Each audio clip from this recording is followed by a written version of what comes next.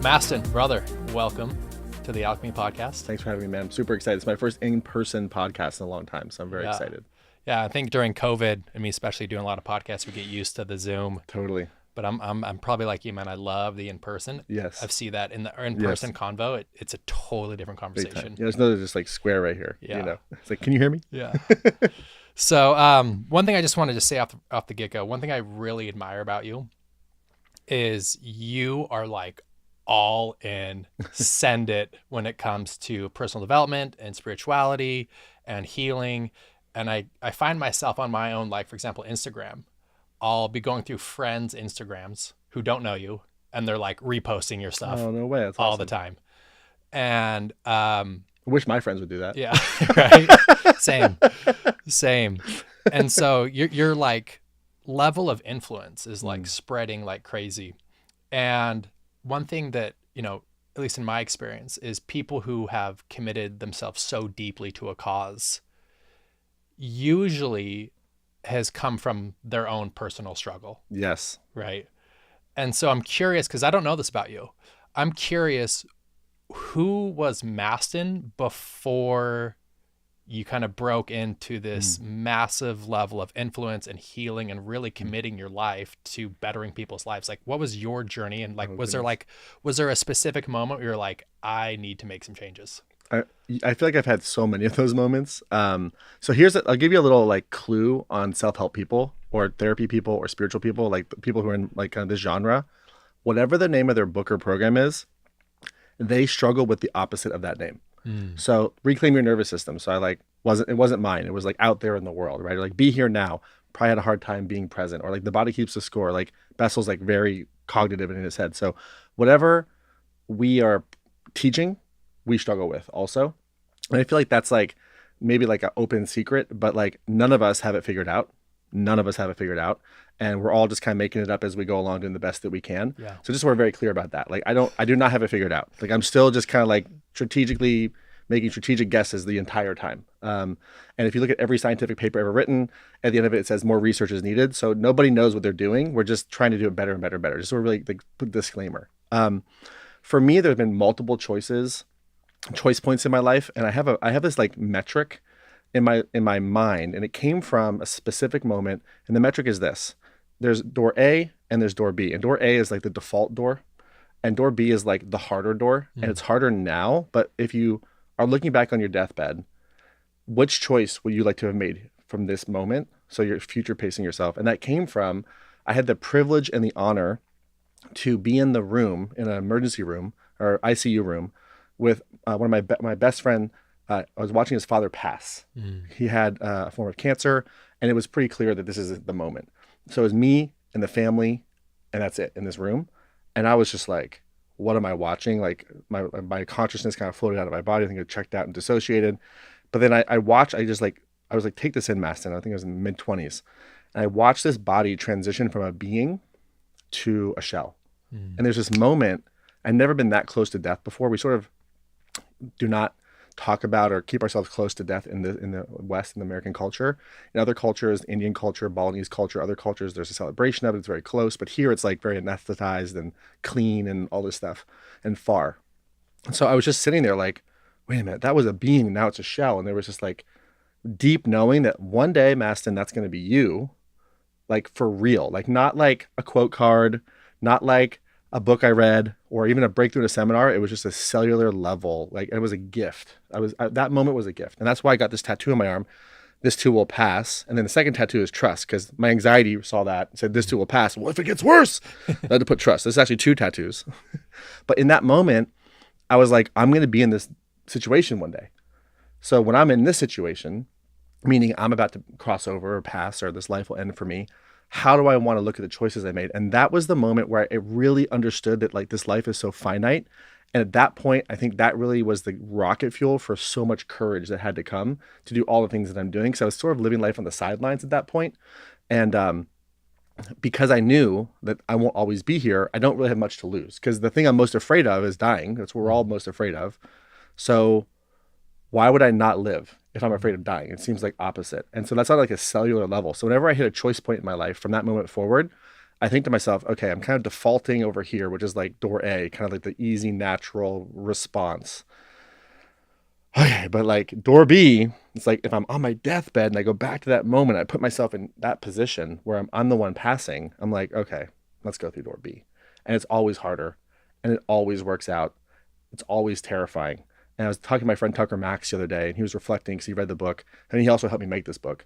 And he was like, bro, you chose the hardest path possible to get where you are. There's so many easier paths. You chose the hardest one, like respect, but like, what the hell? And I was like, well, door A, door B, and he understood, but it was just this feeling that I have, and it's like insanity or intuition.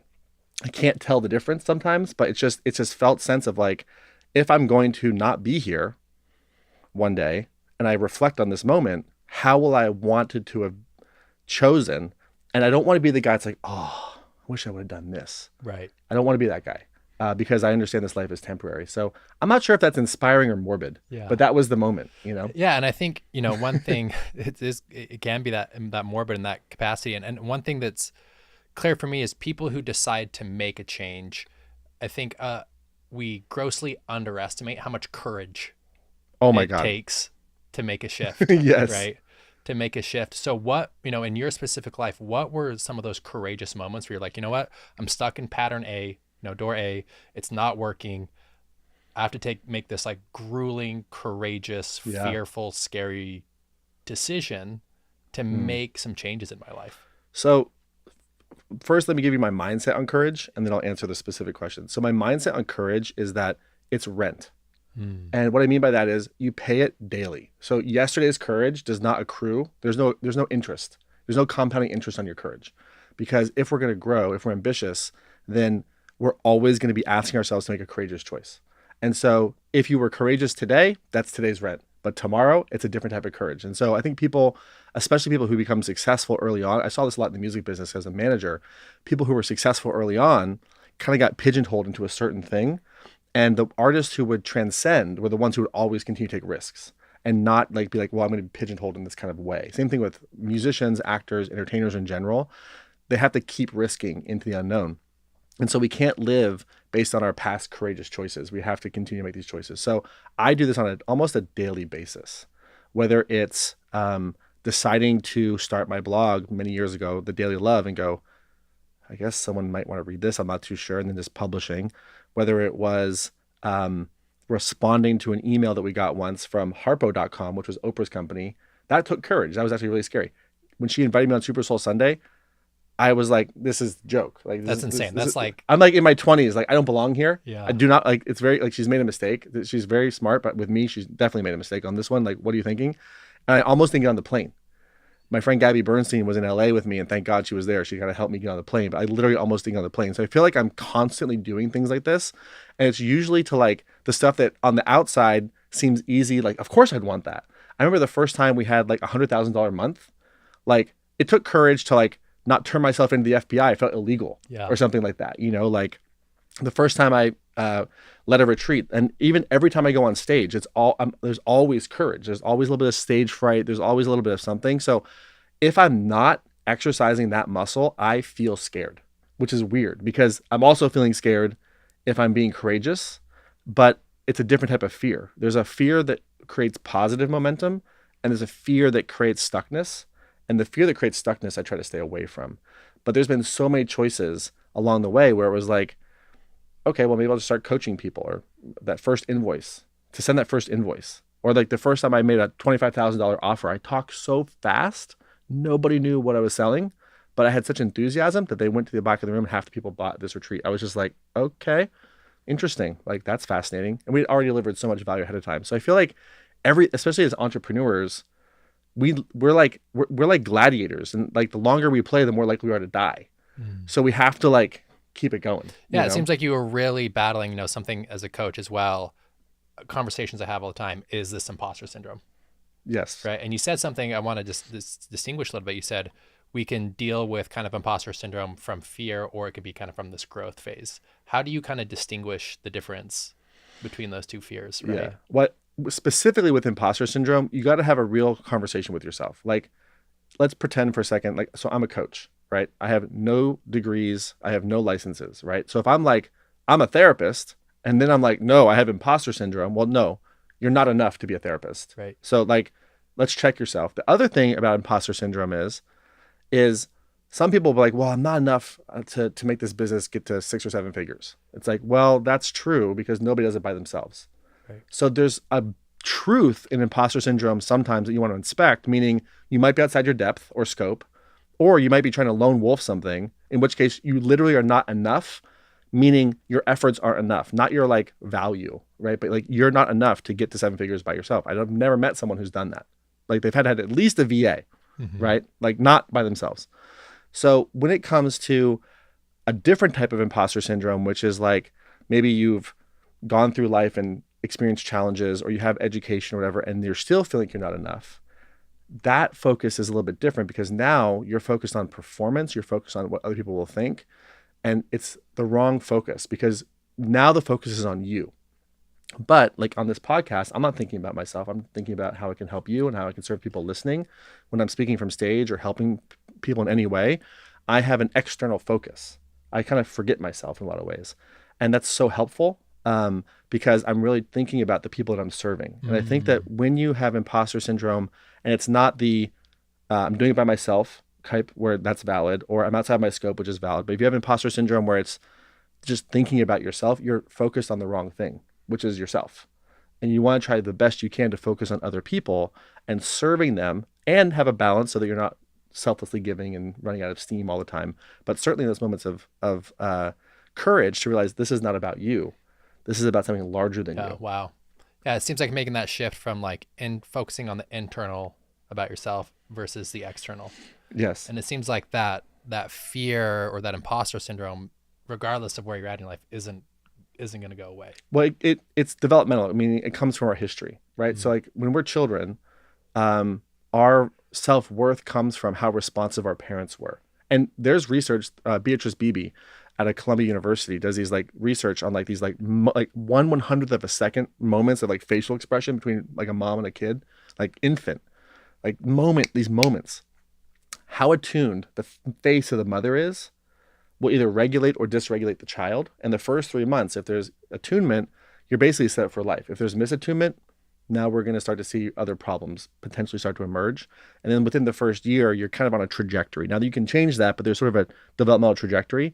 So what that means is how available our caregivers were when we were younger equates to our own self-worth. Wow. Because when we're children, we're egocentric. We're only thinking about ourselves. So if mom or dad is not available, something must be wrong with me. So that's where it begins. So as you go out into the world and you start to express yourself, you're going to run into those things from childhood that get worked out. And certainly in business, there are many paths of self-actualization and therapy and healing. Relationship is one, and business is one, for sure. And so whatever's coming up for you, it's probably because on some level, a younger part of you is holding, well, when I was X years old, I tried to express myself and nobody was there, and I decided I'm not enough. And so here I am trying to express myself again, but now I'm 35 or 36 or 50 or whatever. And that same thing is there because that was programming from way back then. And we want to update that programming and recognize also we can't usually delete it, but we can become friends with it and have compassion for it and make it not in the driver's seat. We can put it in the passenger seat. But it's something that for me, every time I level up, I have these young parts that just are always there. Like they're always there. But now it's just like a playbook. I'm like, here we are. This one part, little guy, he thinks no one's going to show up because he was in this incubator for the first 3 days of his life. So no matter what I do, he's like, if I do a seminar, he thinks it's going to be an incubator seminar. No one's going to be there. Or if I'm going to be on a podcast, maybe Doug won't be there when I get there. Like there's this little tiny part. And I'm like, love you, bro. But he's not the CEO of my business. Yeah. Does that make sense? He's like over here in the passenger seat. Yeah. So what would you say to someone? So obviously we run subconscious patterns. And a lot of times they create a lot of disruption in our life. Yes. And we get to a point where like, okay, this isn't working. And then we'll look into the healing path. And I did this for myself. I looked into the healing path and it's incredibly overwhelming, right? Yes. There's so many different modalities and so many different people talking on social media, and everyone's talking about trauma and healing, and it feels really overwhelming. And it's a lot of people are like, I don't even know where to start. My current life isn't going the way I think that it should. I'm running into these patterns. I'm ruining, relationships and my career trajectory and friendships. And this whole healing thing, for some people, it can be a big turnoff because you get these really, really woo-woo people, and then you get the really intense trauma stuff. And it's just a really confusing, overwhelming path. And a lot of people talk about it. So what would you say, like, how can someone start into this healing path, right? And I love your book. It's all about the nervous system. Yes. Because that's really what we want, is we just want to be regulated. Yes. We just want to feel okay. Yes. So what are some what advice would you give to someone where it's like, okay, I need to make a change. I'm incredibly overwhelmed. How can we make this process more approachable? Yeah, that's a great question. So I'm about to give some advice that nobody's going to want to hear, probably, especially if you're ambitious or have big goals. But this is like your big brother talking to you, being like, yo, kid, you don't know the ropes. And like, actually, this is what's going to get you to your dreams. So the context of what I'm going to share with you is this is the actual thing that will get you to the next level. And it's not what you're going to want to hear, which is we need to slow down and we need to pay attention to what's happening in our body. And believe it or not, we want to actually become friendly with the parts of us that are procrastinating, overwhelmed, fed up, want to go faster and can't, feeling helpless. I can feel all the achievers like, no, I got to change my mindset, Mastin. No, because that approach is why you're here in the first place. And I remember one time I had my therapist who's genius. I was like in this moment of righteousness. And if I get righteous in therapy, you're on a pattern with me, because it's like I start to get like, I know better than you. And that's like one of my like last strung defense systems. It's like when I start to get that way, it's like, okay, we're on something. And I remember my therapist being like, it's important for you to slow down. And I was like, why the F would I do that? It makes no effing sense. I start cussing like this lovely, amazing human, right? And I was like, why the F would I slow down? There's nothing good about it. What's good about slowing down? And she said, now you're asking good questions. And I was like, like I was like cornered, which is why she's my therapist, because it's hard to corner me. And I started to realize, like, if I slow down, there's this body that I've been ignoring and these emotions that I've been ignoring. And the people around me are not like always like the kindest or whatever it might be. So there's like so much I'm not paying attention to, and it would manifest in physical symptoms. So if you don't do it, your body will do it for you. You'll have to you'll have an injury, something, chronic illness, something will happen, and you'll have to slow down. But slowing down, if you think about like driving a car, if I'm going 5 miles an hour and I have a quick turn, there's not that much damage. But if I'm going 250 miles an hour, and just a quick little jolt, you're going to like tumble. And so if you're trying to go quickly and you can't like actually maneuver, you're kind of frozen, like one little problem will like ruin your life. But if we slow it down, we go, hold on a second, what's happening inside my system? And we live in a world where, the sort of titans of industry, and someone who I consider to be very intelligent, Elon Musk, like has publicly stated there's no value in him talking about what happened between him and his father. Now, this is crazy to me, because if we understand that the sort of first principles of our life is we experience life through our nervous system, that would be like Elon Musk saying there's no value in understanding the laws of physics, because physics are the first principles of how the universe works. And he spent a lot of time focused on the first principles of physics and taking a systems approach to building all these incredible companies. But his lack of awareness around his nervous system, the trauma that he holds, the overwhelming experiences that he's been through. What is it with these billionaires that their goal is to leave the earth? Like, what's so bad about being here? Right. And like, it's like we have to have more education around this, because nobody wants to slow down. We would rather go to Mars than to feel our feelings. Like that's pretty like staggering if you think about it. And also from a purely scientific understanding, if you talk about someone who's like so focused on physics, first principles, systems thinking, it's stupid, because we need to understand our nervous system. We need to understand what we're holding, how we're holding it, how it got that way, and then can we create corrective emotional experiences? And so until we have people who are the highest achievers in the world that people look to for business success, aspirational success, to say, hey, we need to befriend our nervous system, we're kind of screwed. And I personally think we should have a net zero trauma rule, which means we should not be spreading human suffering to other planets. So there should be like some type of trauma assessment that someone should go through before they go to the moon or to Mars or to wherever we're going, before we start spreading out human nervous systems on different planets. We have to make sure that we're okay with our own internal system first. And so for me, it's about slowing down and befriending the parts of ourselves, the emotions, the thoughts, the feelings, the physical sensations that were inadmissible when we were younger, that our parents couldn't love, our parents couldn't pay attention to, and to bring them into our consciousness.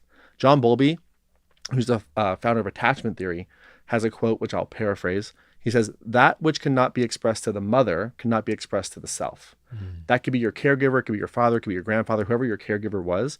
Whatever you were not able to express to them, we delete towards ourselves. And we want to bring that conscious. And that's not fun. It's like, this is like, I feel like it's kind of like emotional. I don't know if you know Lane Norton, BioLane, but like, he's basically like, all these people trying to biohack their way into like the body they want and losing weight and all this type of stuff, when we're just trying to avoid hard work. And so this is like the same idea. There's emotional fitness, and part of emotional fitness is cuddling up to depression, sadness, anxiety, stress, fear, etc., and becoming friends with those parts of you rather than trying to get rid of them, because it's just a futile effort. It's like trying to cut your foot off. Like, you could probably do that, but then you're going to you'll be disabled in a way that wouldn't make any sense. And so I think it's a very important thing to have a befriending attitude towards the parts of you that you don't want to pay attention to. And the only way to do that is to slow down. And it can feel like a lack of progress. It can feel like I'm following this guy's advice and I felt better before, but now I feel like shit. But it's like, no, you already felt like shit. You just didn't know it. And so we're slowing down enough to be able to process those things and then make what's called a re-decision about what things mean. But if you don't slow down, it's not going to happen. Yeah. And I love that point you said about you don't realize how shitty you feel.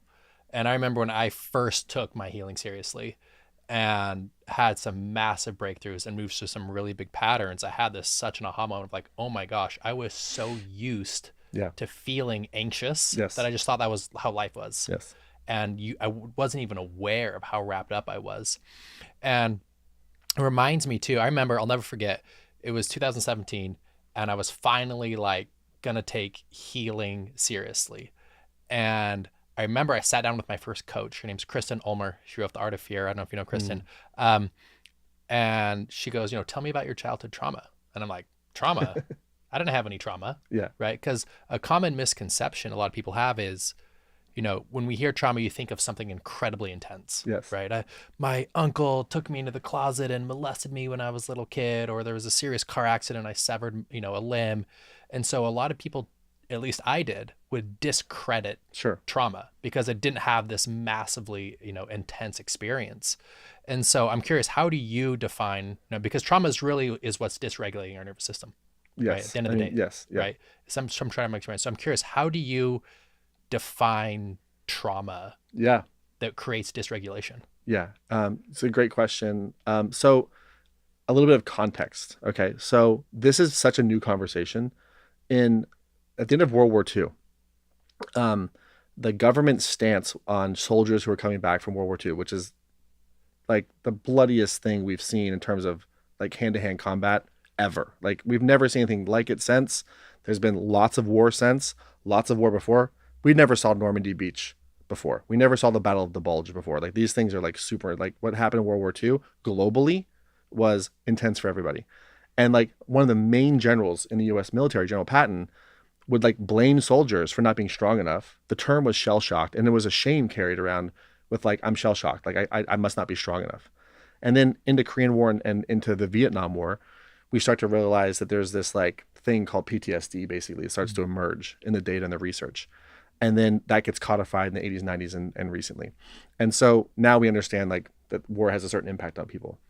So like that's a relatively new discovery in the field of humanity, basically. Because before that, we didn't really have a term for it. We didn't have a language for it.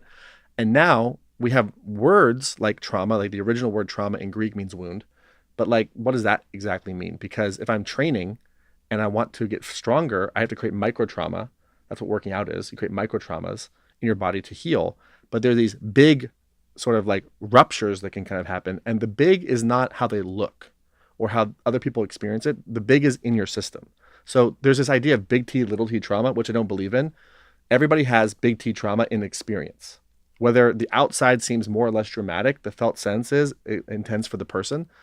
But the way that I think about trauma is it's basically any experience of threat, disconnection, isolation, or immobilization that will dysregulate the optimal functioning of your nervous system, endocrine system, immune system, cardiovascular system, metabolism, spirit, soul, etc. So if you have like this, like not momentary, but long-term immune system dysregulation or emotional dysregulation or, endocrine hormone dysregulation, physical dysregulation, any of that stuff basically is a trauma. And it's not obvious sometimes, because if you have like, if I get like cut on my arm, you can see the scar, you can see the blood, like it's obvious, but emotional trauma is sort of invisible. I mean, there's facial expressions and tonality that starts to happen and change, but for the most part, it's like not so obvious. And also, trauma can be neglect. It could be what happened to you or what didn't happen to you. Trauma could be a divorce. It could be loss of the assumptive world, where you thought there was a God of a certain type, and then something awful happens. How could God like this make something like that happen? There's so many different types of trauma, but it's all about how it impacts the individual. So it's not about necessarily the thing. It's how did that thing impact me? Mm-hmm. And then who was there for me during and after? Well, before, during, and after. So somebody can go through the exact same experience, but one person, their experience was pushed under the rug, versus someone else was believed. It's more traumatizing and worse to have your experience discredited, discounted, and not believed than it is to be welcomed back into a community. And so we can go through almost anything when we have the people we love most, and they believe us. So there's lots of different nuance in this, but basically, if you have stress, if you have depression or sadness, if you have grief, if like you can't ever get still, if you have a hard time sleeping, if you have a hard time paying attention, there's something there. We could call it, my friend Frank Anderson says, an overwhelming experience. It's still trauma. It's just semantics to reach a population of people who don't want to acknowledge they're wounded because it feels like they're weak. But like that's like an old school mindset that like was adopted from World War II and before that we haven't quite updated yet.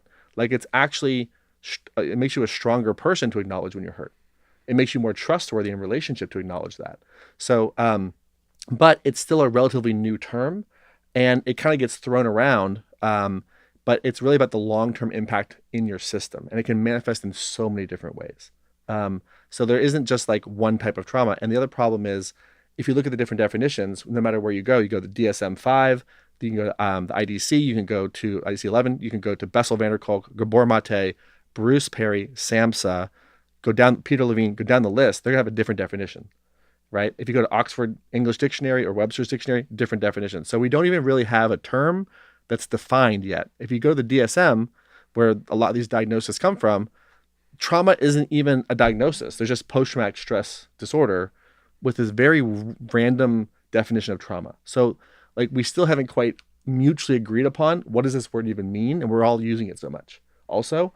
So that's why in Reclaim Your Nervous System, I present a unified definition based on the neuroscience to say, this is what I think it is. And you can take it or leave it, but this is when I say trauma, this is what I mean. Yeah.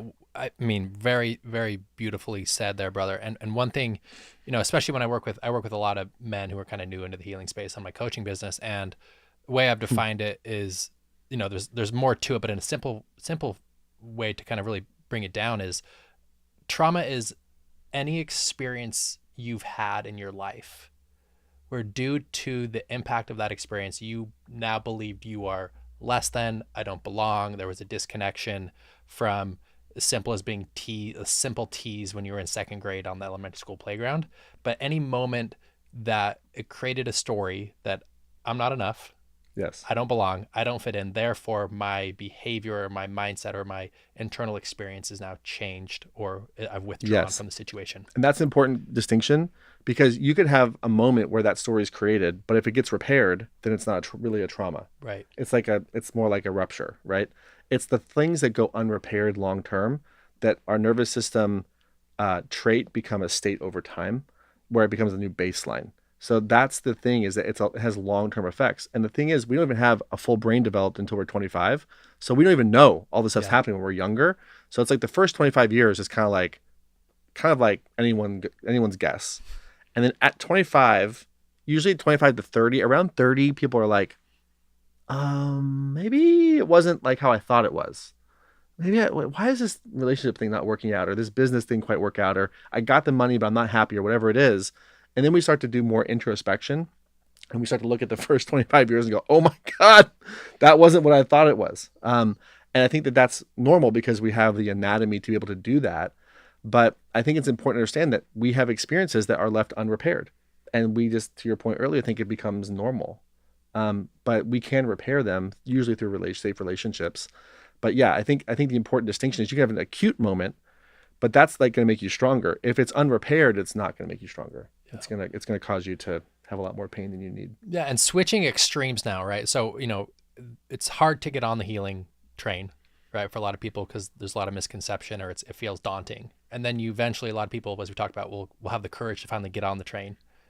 And then we live here in LA where it's very glorified, like, everyone's an influencer, everyone's, has a healing Instagram page and yada, yada, yada, whatnot. How do you get off of it, right? Like, when does it end? A lot of times people I see a lot of people fall into these patterns of like, I got to do the next ceremony, I got to do the next healing thing, and I got to do the next thing. And that in a way is almost disrupting their life as well, because they're missing out in their life thinking that I'm not fully healed, therefore I'm not worthy. And if I just keep doing the healing, then finally one day I'll be fully fixed, and then I'll be worthy of the life I desire. Yeah. If they're operating like that, then they haven't healed. Exactly. Right. Right. So I like to contextualize everything with a purpose. So it's like that's where I start. Why am I doing this? Why am I going to go do somatic work? Why am I going to go do psychedelics? Why do I want to go get a functional life coach? Or like, what's the why behind it? And also, we have to understand what's the why. If we don't have a why, then it's a shit show, basically, with no direction. So that would be my first question. The other thing is to understand, like, what does it mean to be healing? Like, if you look at all the psychedelic research that's emerging, which is profound out of the MAPS organization, whether it's MDMA therapy, which is about to be FDA approved, hopefully in August, very excited about that. That'll be amazing.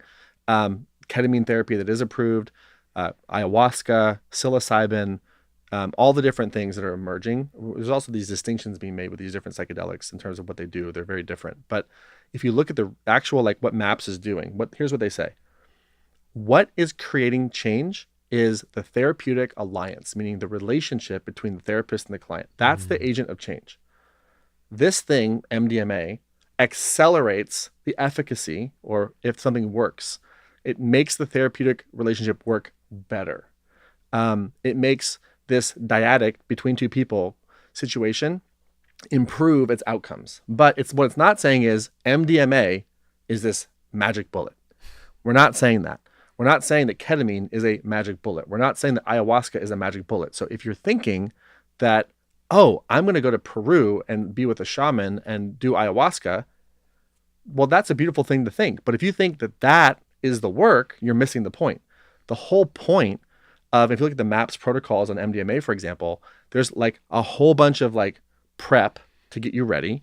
Then you have your experience, and there's about 3 months in between of integration before your next experience. And there's another 3 months. So there's about, you do that 2 or 3 times in the MAPS protocol. And so the focus is on the therapeutic alliance, the safety between practitioner and the client, and integration. And so if you're in that pattern, you're more in this like magic bullet mindset where it's like the ayahuasca will do it, or the ketamine will do it, or the breath work will do it, or maybe it's the cold plunge. No, it's actually contrast therapy. No, it's actually just the infrared sauna. Actually, no, it's probably this green juice. Like, you're in a magic bullet mindset versus an integration mindset. And that's a part of, we need to slow down and go, who in there thinks that one more thing is going to help you? Because that's the part we want to work on. And so I also want to say that I don't know if the healing journey ever ends. And what I mean by that is I take my cues from performance-oriented people who do great things. So Tom Brady, love him or hate him, like if you look at how he was until 45 in the NFL, well, he was taking a hit all the time. So he was always having to heal. But the way he trains that he could take a hit but not be taken out. And he's always trying to level up the next level. So if you're ambitious, you're going to be causing stress on your body. The clinical term for that is allostatic load, which is stress over time. So we need to be recovering, which is healing, but with a purpose. Like Tom Brady's purpose was to win Super Bowls, right? Maybe your purpose is to grow your business, or to be a father, or to make some amount of money, or whatever that is. But if you're healing towards a goal, if you're focused on integration, not magic bullets, then I don't think it ever ends. But the kind of craziness that you're describing is magic bullet thinking, not integration focus. And so to me, that's not the target. The target is integration and actually like getting behavior change and using these tools to help us make behavioral changes and like give us this neuroplastic experience in our body to have the less stress to be able to actually make the change. Yeah. And it reminds me, I'll never forget, one of my first ayahuasca ceremonies, right? Before you do something that big, you're all fired up and excited and you're curious and I don't know what this is going to be and you're going to heal and you go and you have that experience. And anyone who's had that experience understands like the magnitude of like, holy shit, like my life will never be the same.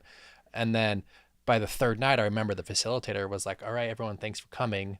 Now the actual ceremony begins. Yes. Once you leave, how do you actually integrate it into your life? And that was profound for me at the time, right? When I first started on that experience. Yes. And so important. It's so important that actually there is no finish line. Like you never complete the healing. You never make it. You're never fully, healed in that capacity. And it's learning to live your life working with the unhealed patterns and parts of yourself. But on that too, I also believe that you can actually do some serious work to remove some major blockages that drastically improve the quality of your life. Yes. And there'll always kind of be some sort of residue. Because though, here's the thing, because you're ambitious. Yeah. If you just are cool with the way things are, then this won't be a problem. But if you have ambition, you're the problem because you're making things harder on yourself. Yeah. So it's kind of like, if you have ambition, you're going to want more. If you want more, you're going to be causing more stress to yourself. If you cause more stress to yourself, that causes injury. That stress needs to have recovery, just like progressive overload in the gym or just like becoming a champion on the field of play and performance. So if you just had less ambition, then wouldn't be a problem. So like, I know lots of people, I wish I could be like this, who are just okay with exactly how life is. I'm like, how do you do that? Like, I'm always wanting more. I'm always growing. And I've embraced that about myself. So I plan and have in my lifestyle active recovery, which is another way of saying healing, because I'm constantly adding more stress to myself because I want more. So if you want more, then you're never going to be healed because you're always going to be causing stress. Does that make sense? Yeah. And it ties right in because, my like mentor in life, who I've only met him twice briefly, but Michael Singer. Right. Untethered Soul. Love Michael Singer. Like for me, he's like the GOAT. Yeah. Like his work and his teachings for me have been the most impactful of my life. And he always breaks down his teachings to basically what you're saying, in your book, Reclaim Your Nervous System, is all we truly want is to feel okay. We just want to feel relaxed, steady, confident, motivated, inspired. We want to feel at ease, which is another way of, I have a calm nervous system. Yes. Right. I want my nervous system to be regulated. And one thing I teach a lot of my clients a lot is this concept of anxious people, or you can swap out that word, anxious, overwhelmed, stressed, right? Anxious people make poor decisions. Yeah. Bottom line. Yes. Right. And it's what that is our nervous system is dysregulated. And when we are feeling dysregulated, that's very unpleasant. Yes. Right? It's not comfortable to feel dysregulated. And so if we're making decisions from that state, right, we're actually out of integrity because we're choosing things that we think will make us feel okay, rather than what's the actual best solution to the opportunity at hand. Yes, that's so true. Right. And so I love this book because you see a lot of self-help and healing books that are talking about different somatics and whatnot, and you're just like going straight to the core, right? you want a regulated nervous system. Yes. And the thing about that too is if you just look at how we're wired, like we are regulated or dysregulated by how much stress or challenge we feel. So you can think of your nervous system as this like inverted stoplight: green, yellow, red. Green is called ventral, yellow is called sympathetic, red is called dorsal vagal branch. Basically, I'll go into it more in the book, but it's kind of like this inverted stoplight. And depending on how much stress you experience or challenge you experience, we drop down predictably. And what happens if we go from green to yellow, for example? Well, in green, we have our prefrontal cortex, which is our most advanced machinery. That's where good thinking comes from. Literally executive function. If you're a CEO, chief executive officer, you better have executive function going on, right? And what happens though is if we drop into yellow, like a lot of the energy gets diverted away from the prefrontal cortex down into the limbic system and into our extremities, because our body is preparing to fight or flee, which means we don't actually have the neuroanatomy or the capacity to make a good decision because we're in a different state.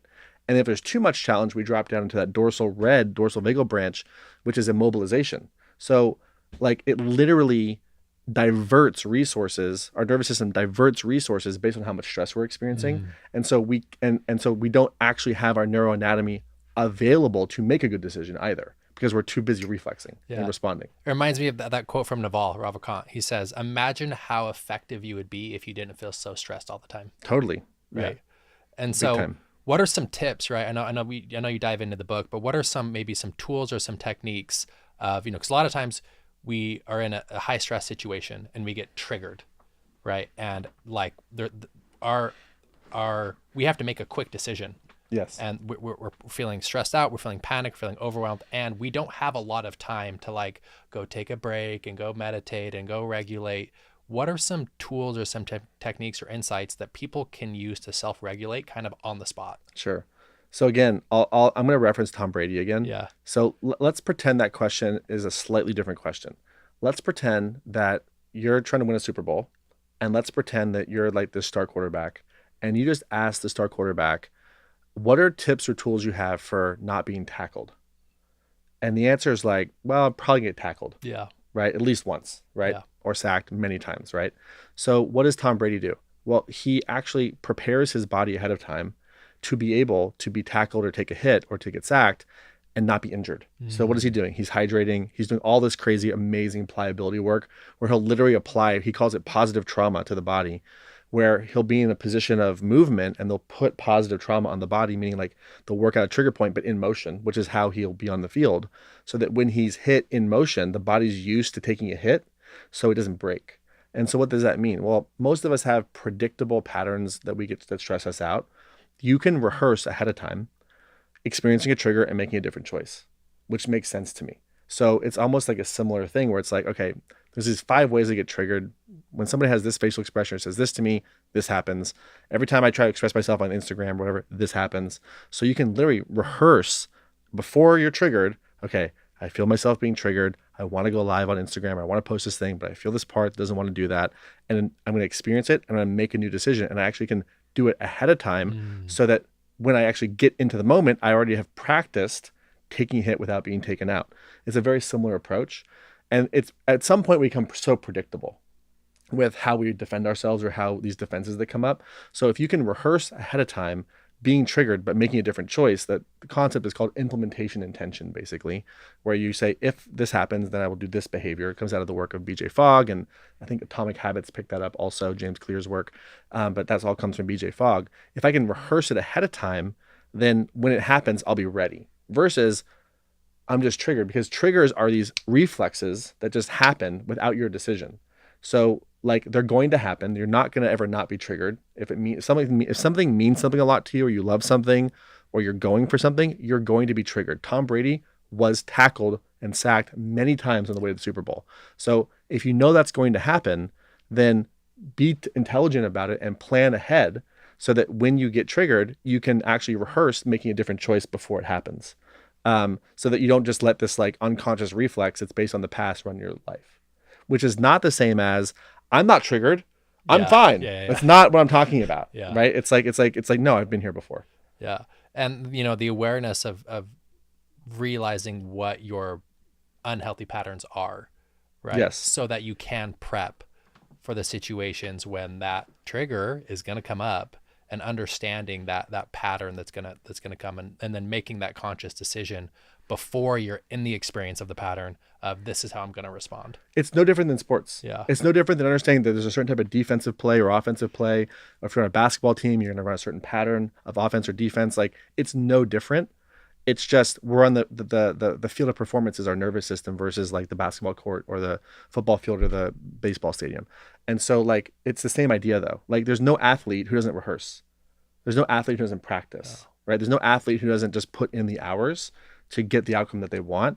The same thing is true when it comes to this type of work. It's like an athletic mindset for training your nervous system to be into what we think of as emotional fitness. Yeah. Basically. And but same thing with fitness, like you don't do the work, you don't get the results. Right. Right. So it's like, imagine taking a physical fitness journey, or imagine trying to like be a professional athlete and get this goal with the mindset that I shouldn't be triggered. I shouldn't experience challenge. If I experience a trigger, a challenge, or injury, it means I'm not doing it right. Patrick Mahomes, a couple years ago, got injured in the postseason. Mm-hmm. He didn't say what someone would say in our space. Well, if I get injured, I must not be doing it right. He's like, no, I'm on the field to play. I got injured. So what did I do? I took care of it. I wrapped it. I pushed through and then in the off season, really took care of it for the next season. We have to have the same approach as it relates to emotional fitness. But for some reason, we feel like, well, when it comes to this stuff, there's different rules. But like, you would never go into a gym or CrossFit or Barry's Boot Camp or Soul Cycle or whatever you're doing with that mindset that I shouldn't have to push through this. Does that make sense? Yeah. And it's also, I think it's expanding your ability to actually, when those triggers happen, that once, you practice this down, you have a game plan. I feel like just having the game plan itself allows the trigger to not be as intense. That's right. Right. That's right.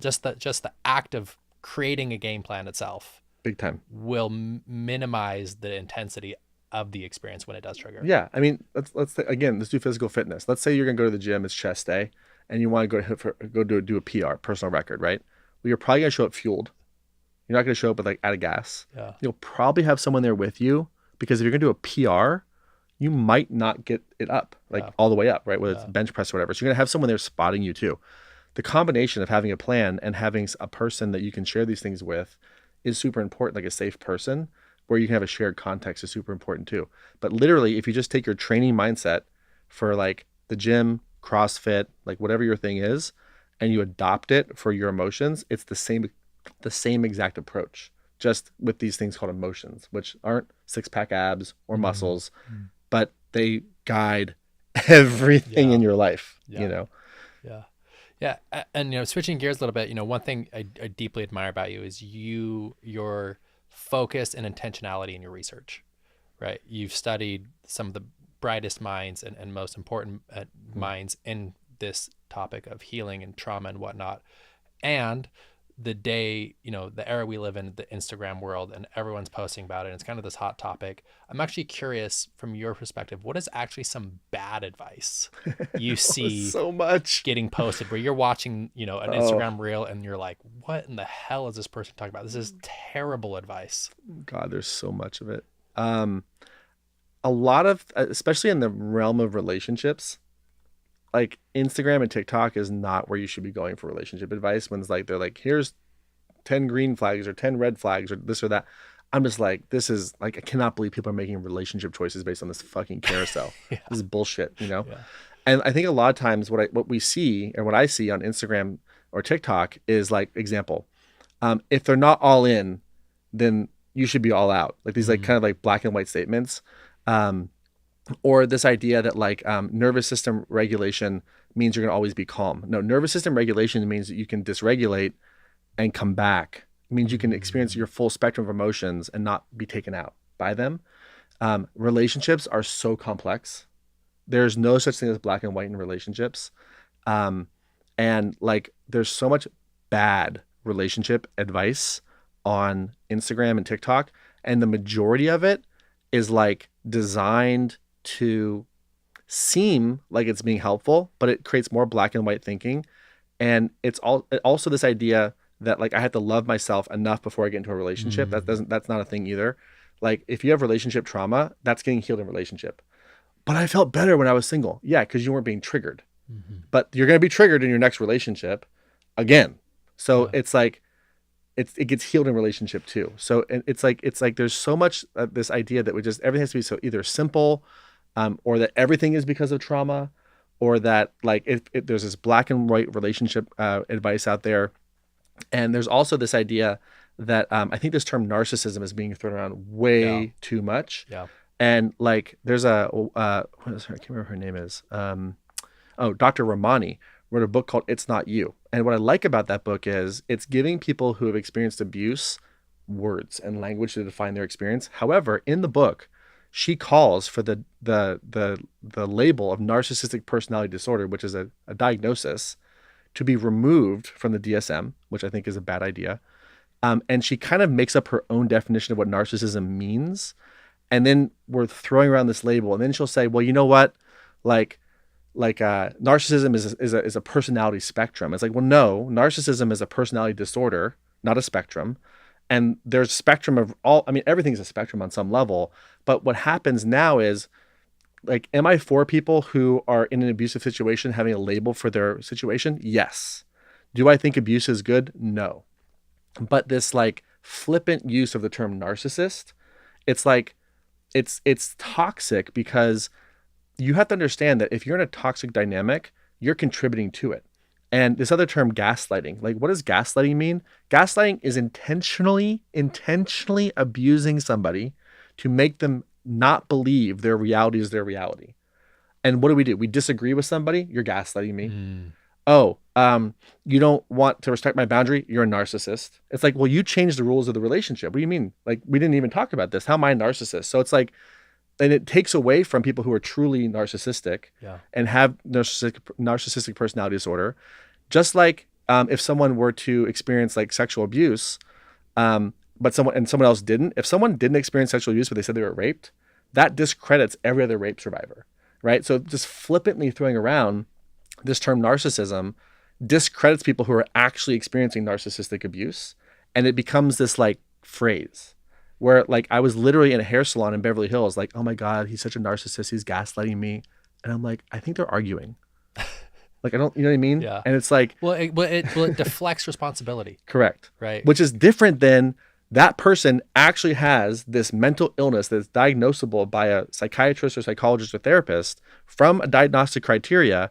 And also people will say that people who are narcissists can't be healed, but the literature is very clear they can. Yeah. So there's like a lot of like it's good that we're getting language for people's realities, but we just start accusing people of being these things because we saw it on a TikTok or on an Instagram. And it's like, yo, slow your roll. Right. Slow your roll. You know, Mastin, most narcissists won't even go see a psychologist or psychiatrist to be diagnosed. Okay, cool. Well, are you one? Yeah. Because if you're not, don't be diagnosing people either. Right. Right. But you can definitely talk about your impact and think the way somebody's impacting you, but that takes responsibility. Like, hey, I'm being impacted in this way, in this relationship, and maybe these tools around narcissism and what they mean and these definitions of things can help me make sense of my reality, but let me make sense of my reality and then be in a situation where I don't want to be around certain types of people.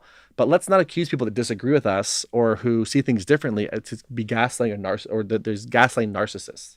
Yeah. Right. Because also it's sort of narcissistic to do that. You know what I'm saying? Like, you're just throwing around these labels. You know, I remember one time I was talking to a friend and I was like, so what I heard you say was X, Y, and Z. And they're like, you're gaslighting me. I'm like, I literally just repeated your own reality back to you. What they meant was you're not agreeing with my experience of reality. That's not gaslighting. That's called differentiation. And so I think that there's a lot of like opportunity for people to clarify that, like, gaslighting doesn't mean that my opinion is going to change. I'm a different person. I'm going to have a different opinion potentially. I can tap into your experience and validate it, but I may not change my mind. And I think people think if you don't agree with me, you're gaslighting me. But then that means that if I'm gaslighting you because I don't agree with you, then where's my reality? And are you gaslighting me? Like, it's a very like interesting conversation to think about versus like we're all different people, can have different perspectives. And that doesn't mean we're gaslighting each other, that we're narcissists. And I think we just need to chill out on the labels sometimes and just be like more self-reporting how we feel, kind of more nonviolent communication style than like, you're a narcissist. You know, it's just like, okay, like, let's breathe and talk about how you're feeling. And accept that other people have different opinions and different realities, and that's okay. And more importantly, like, accepting the responsibility that sometimes it's actually, you know, you could have a trigger, and rather than easily deflecting it and pushing out responsibility onto someone else with that label, I think is an important aspect there. I want to go back and touch on something though you said about relationships, and I know you're in a relationship, and I always tell a lot of my clients, I'm like, hey, you think you're healed? Go get into a relationship, right? and your deeper triggers will come out. I'm curious how that's been for you, because I when I met you, you were single, right? We talked about dating. You know, we met 3-4 years ago. Yeah. And we were talking about our dating. Now we're both in relationships. We have both amazing partners. I'm curious the evolution of your healing process has been in regards to being in relationship, because you kind of have your personal healing and they have their personal healing, and then you have healing together within relationship. Seems like. I think that relationships in general, I mean, how should I put this? There are 3 things in a relationship. there's you, them, and the relationship. And I think that one of the biggest things that I see is people are focused on like being chosen, or people are focused on being wanted, or people are focused on being a priority. Those are things I want, by the way, right? And also, I can evaluate somebody and go, this person is amazing. Like that person is amazing, right? Which is different than what's this relationship like? And are you choosing the relationship? Are you choosing the person or the relationship? Because if you can objectively look at someone who's amazing, okay, that's great. But how are they in this dynamic, right? And that might be a very different experience, right? And so also, if you're focused on being chosen or being a priority, I'm an only child. I need to be the center of the universe. Like, it's like very hard for me if I'm not, right? Which I work on so much, right? I'm like, what do you mean there's other people? Like, no, it's all me, you know? There's a little part of me called Little Pei. He's like a little emperor. And like, what I can say is that like, I shouldn't be a priority. Somebody else shouldn't be a priority. The relationship should be the priority. Does that make sense? And so it's not about picking someone or choosing someone or being a priority or not. It's the relationship. It's choosing the relationship. It's choosing to prioritize the relationship. And I think that that's such an important thing to understand, because if we make it about picking the other person, where did you go? You're gone. You're out of there, right? I'm just going to choose you. Well, then I won't choose me, and vice versa. I don't want to be with someone who chooses me. Does that make sense? Because then they disappear. Right. And I don't want to be with someone that I have to choose, because then I disappear. I want to be in a situation where we're choosing the relationship. And I think that that's something that's relatively new in my awareness, because, you know, I'm so focused. Earlier in the conversation, I talked about this, get outside yourself and serve. Well, I can also leave myself behind a lot. And so creating this symmetry where there's like kind of like, and not an imbalance, but there's like this level balance, I think is so important as an intention. And I think also in relationship, you have to start with what's our shared vision and purpose? Like, why are we doing this? And also, how are we going to make agreements? And I think that stuff is really hard to sort out. And it usually gets sorted out in reverse. So you go through something and then you're like, oh, that didn't turn out so well. Let's reverse engineer what just happened and make a new decision about how we're going to govern this relationship. And I also think that in a relationship, it's a two nervous system experience. You can't orient the relationship around just one person's nervous system. So if one person is conflict avoidant and another person isn't, well, you can't orient the whole relationship around avoiding conflict. You also can't orient the relationship around always being in conflict, right? So it's like you have to be able to take the consideration for both people into account. And I think that a relationship being a two nervous system perspective is a very important thing. And if you think nervous system regulation is hard on your own, just throw in somebody else's nervous system, and now you're just like, what do I do? Because it's like they respond the opposite to how you would respond, or whatever it might be. And I think that's what grows us. Yeah, and I got some really, you know, I just recently my girlfriend and I, Paris and I, got into couples therapy, and that was fast. Yeah, you know, wow, we want to get in, we want to get ahead of it, you know. Okay, love that. And our therapist said something really, really profound to us last call, and because we talked about dysregulated nervous systems. It's like, okay, how do you move through some of these trials or these big issues when you have two basically different nervous systems? And she says something that's really profound. She says, we always move at the pace of the most sensitive nervous system. Right. And ideally, yeah. Yeah. I mean, that's ideally. Because you don't want to push someone into something. You want to move at the pace. And so there's situations in our relationship where I have to slow down. Right. And there's situations. Hard to imagine that. Right. And then there's situations where she has to slow down. And it's been really, really profound for us. And tagging on to what you said as well, one thing that was an aha moment that you also said in therapy was, my therapist says, you know, hey, I'm here to support you, Doug. I'm here to support Paris. But my main goal is I'm focused on the relationship. Yes. Right. I'm concerned about the relationship, which includes both of you. Yes. Right. You might be amazing by yourself. You might be amazing by yourself. But the goal here is the relationship is both of you together.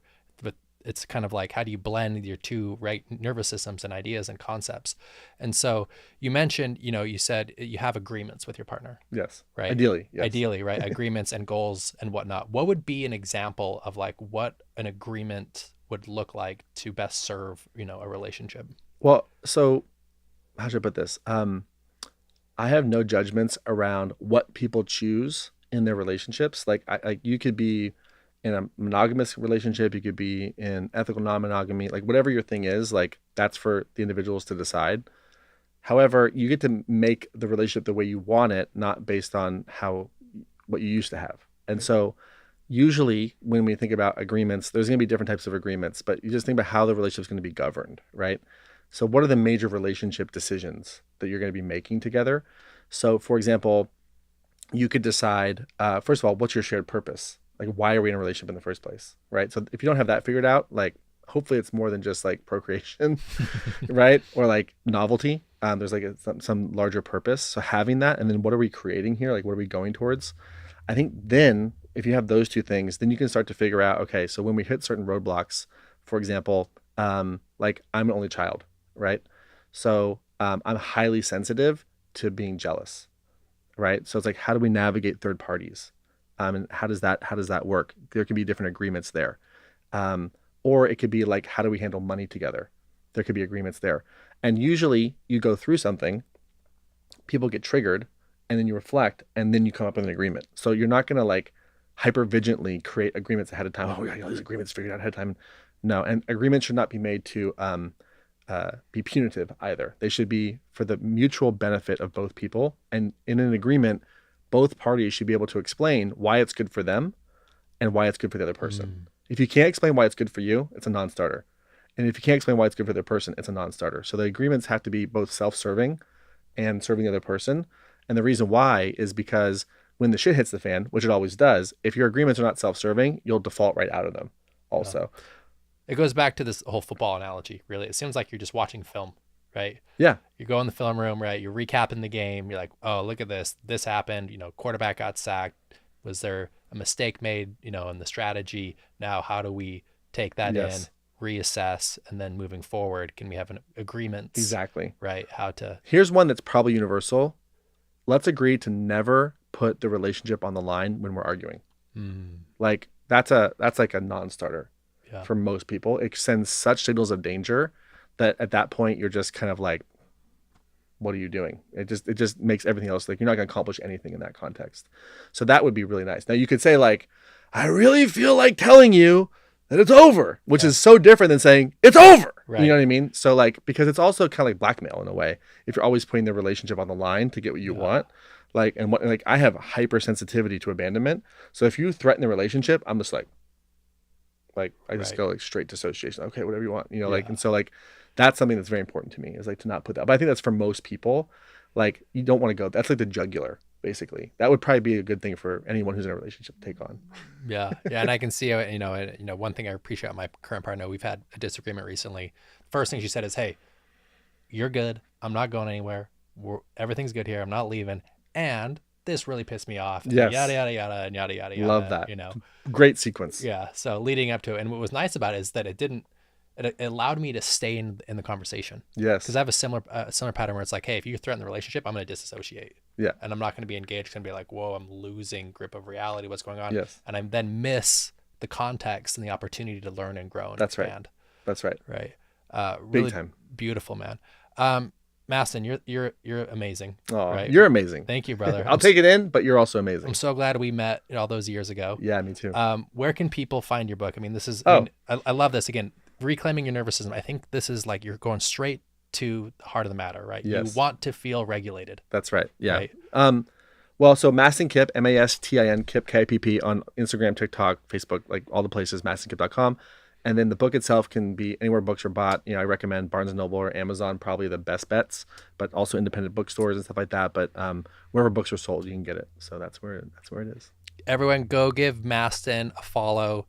I see a lot of my friends reposting this stuff. No one drops better fire on Instagram than you, brother. I really appreciate you coming out, and got a lot of love for you, man. Thanks for having me, man. It's been awesome. And let me know.